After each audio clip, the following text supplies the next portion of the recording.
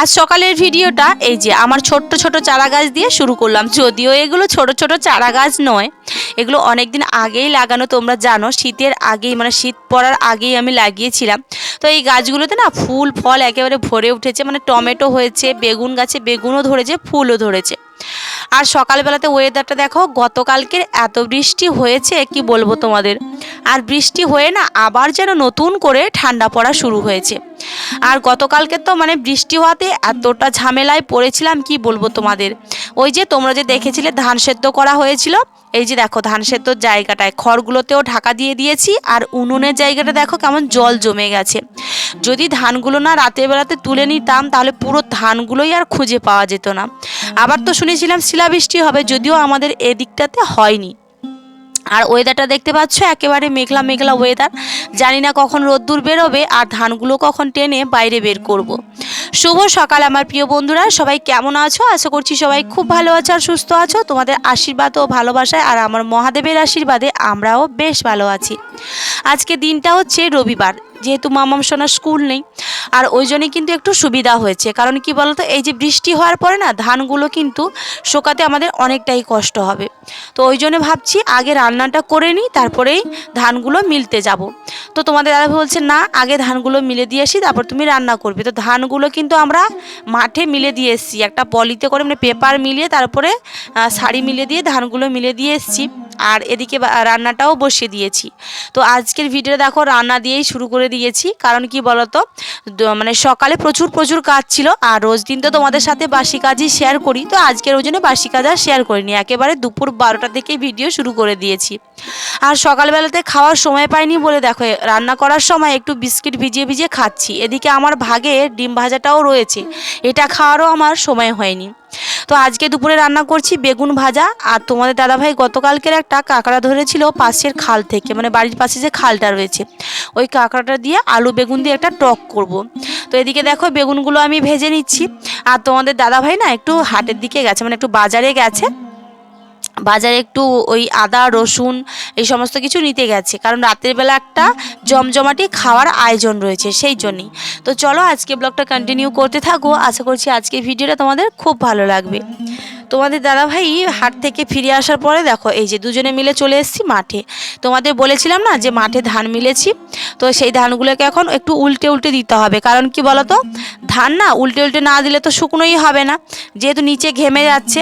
আর রোদ্দুরটা যদি একেবারে খুব ভালো হতো তাহলে কিন্তু আজকের মধ্যেই ধানটা শুকিয়ে যেত, কিন্তু রোদ্দুরটা তো ভালোই হচ্ছে না। তো ওই জন্য এই ধানটাকে হয়তো 2-3 দিন ধরে শুকাতে হবে।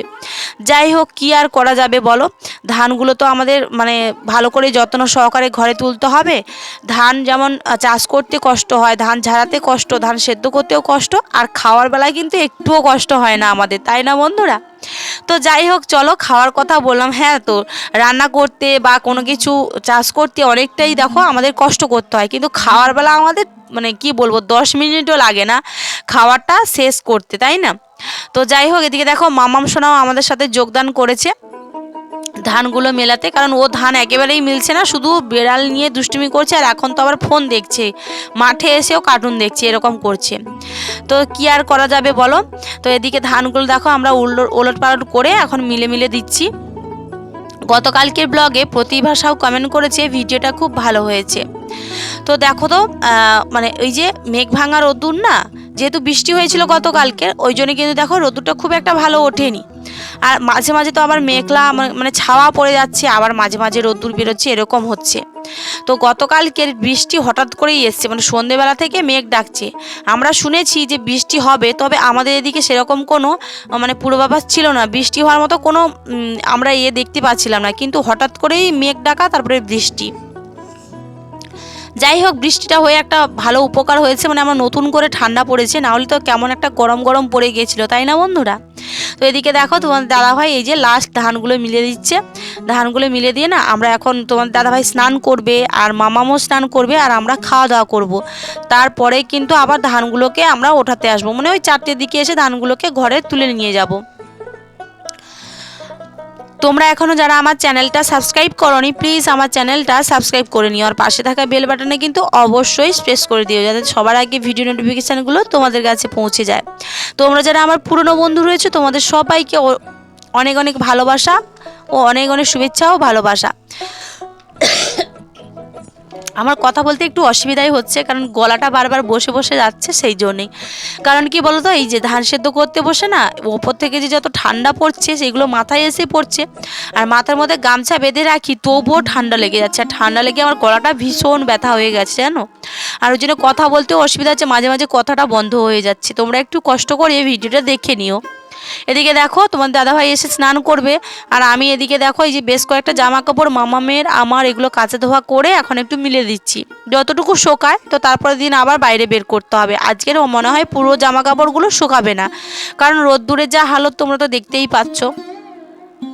তো ওদিকে জামা কাপড় মিলে দিয়ে আমরা খাওয়া দাওয়ার পরে এই যে দেখো আমি বাসনগুলো এখন মাজা ধোয়া করতে চলে এসেছি, আর বাসনগুলো মেজে ধুয়ে তারপরে আবার ধানগুলো ওঠাতে যাবো। আর ওদিকে মামাম সোনা তোমাদের দাদাভাই একটু রেস্ট নিচ্ছে। আর এদিকে কি বলতো, হঠাৎ করে বৃষ্টি হওয়ার জন্য না অনেকে কিন্তু অসুবিধায় পড়ে গেছে। কি বলতো, এই যে যাদের বাড়িতে ধান সেদ্ধ করছে বা কোনো কিছু করছে তারা কিন্তু অনেকটাই অসুবিধায় পড়ে গেছে, কারণ ধানগুলো তো শোকানোর সমস্যা, তাই না? ধান সেদ্ধ করতে বা ধান ভাপাতে বা ধান সেদ্ধ করতে কিন্তু কোনো কষ্ট হয় না, কিন্তু ধান শুকনো করতে অনেকটাই কষ্ট করতে হয়।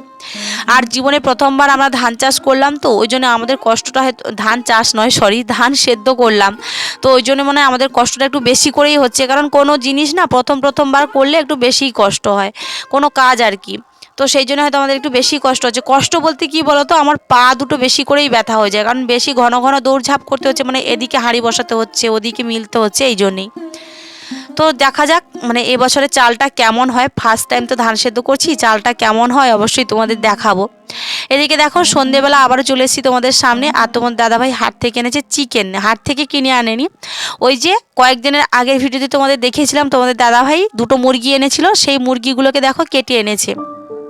তো আজ হচ্ছে বাড়িতে চিকেন রান্না হবে। শ্বশুর মশাই শাশুড়ি মা ননদ রয়েছে, ওনাদেরকেও খেতে দেখেছি, তো ওনারা এখানে খাবে না বলেছে, তো ওনারা বাড়িতেই খাবে বলেছে, একটু তরকারি পাঠিয়ে দিতে।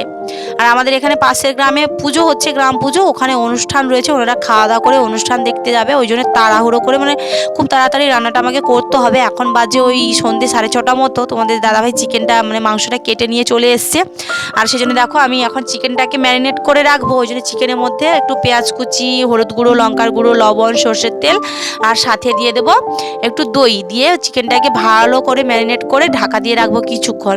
আর সাথে করবো একটু আলু ভাজা, একটু বেগুন ভাজা, আর একটু করবো আমের চাটনি। তো চলো এখন চিকেনটা ভালো করে মশলাগুলো দিয়ে ম্যারিনেট করে রাখি। আর আজ হচ্ছে আমাদের বাড়িতে মা বাবা আসবে, সেই জন্য তো আমি খুশিতে একেবারে আত্মহারা। মানে বাবা মা আসার কথা শুনে না ভীষণ মানে খুশি লাগে, কিন্তু ওই যে আমার মা বাবা এসে না মানে কি বলবো 2 ঘন্টা 3 ঘন্টা 5 ঘন্টা বা একটা দিনও থাকতে পারে না, ওই আসে আমাদের সাথে দেখা করে খাওয়া দাওয়া করে আবার বাড়ি চলে যায়। এরকমভাবেই মা বাবাকে কাছে পাই আমি, সেই জন্য আমার আরও বেশি করে কষ্ট লাগে।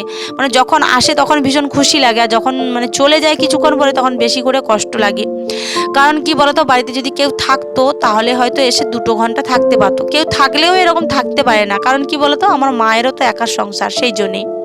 এদিকে দেখো চিকেনটা হয়ে গেছে আর রান্নাবান্না সব কিছুই কমপ্লিট, আর এখানে ঢাকাঢুকি দিয়ে রেখে দিয়েছি। চিকেনটা দেখতে কেমন লাগছে অবশ্যই কমেন্ট বক্সে কমেন্ট করে জানিও।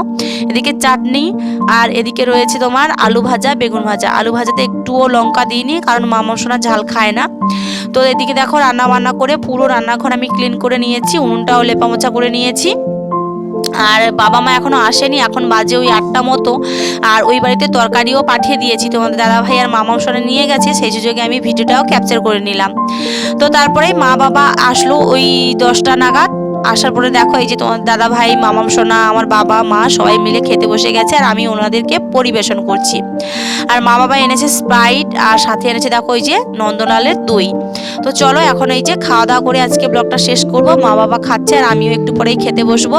আর এই যে সবাই একসাথে বসে খেলে না ভীষণ ভালো লাগে। তো শ্বশুর মশাইদের ডেকেছিলাম, ওনারাও তো অনুষ্ঠান দেখতে যাবে, ওই জন্য হয়তো ওনারা খেয়ে এখন চলে গেছে অনুষ্ঠান দেখতে। তো যাই হোক চলো বন্ধুরা, আজকে ব্লগটা এই যে খাওয়া দাওয়া দিয়ে শেষ করলাম। যদি তোমাদের ভিডিওটা ভালো লেগে থাকে ভিডিওতে অবশ্যই একটা লাইক করো, কমেন্ট করো, আর ভিডিওটা ভালো লাগলে শেয়ার করে দিও। আর যারা এখনও চ্যানেলটা সাবস্ক্রাইব করোনি প্লিজ আমার চ্যানেলটা সাবস্ক্রাইব করে আমাদের পাশে থেকো, আমাদের সাপোর্ট করো। তো চলো আজকের মতো টাটা।